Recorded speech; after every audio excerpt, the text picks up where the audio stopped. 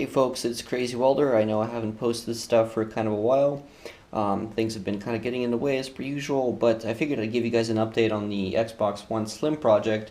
And so as you can see, I've actually got my fan mounted, which is the new cooling fan that I'll be using. It is a Gelid Silence AM1 socket that AMD is using.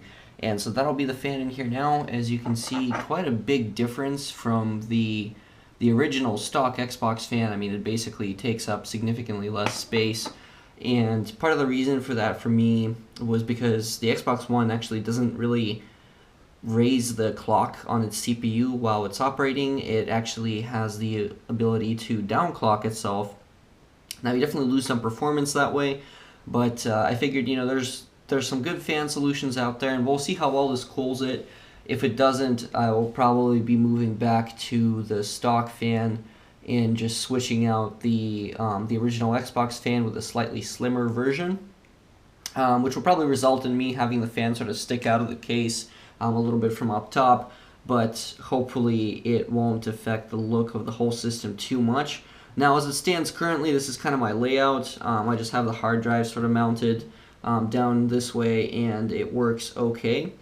I do have to get some more wiring done for the power button and ultimately the eject / sync buttons, so that'll be sort of the next piece of work here that I need to do.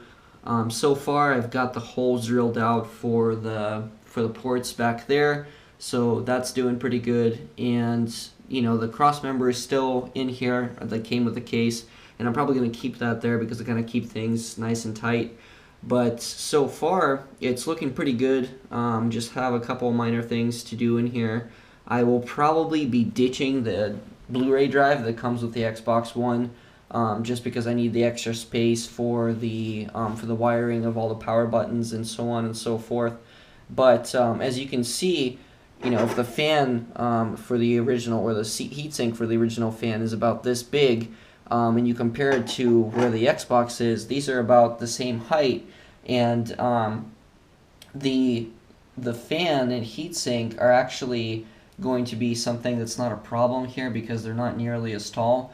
So the case is incredibly slim. I think it's about 1.8 or 1.9 inches tall. So it's going to save me a lot of space, and it should look pretty decent once I have everything kind of completed and out of the way. So stay tuned for that. I'll probably be doing a video on some more wiring that I end up doing with the console, and hopefully show you guys some more of what's going on. So stay tuned until then.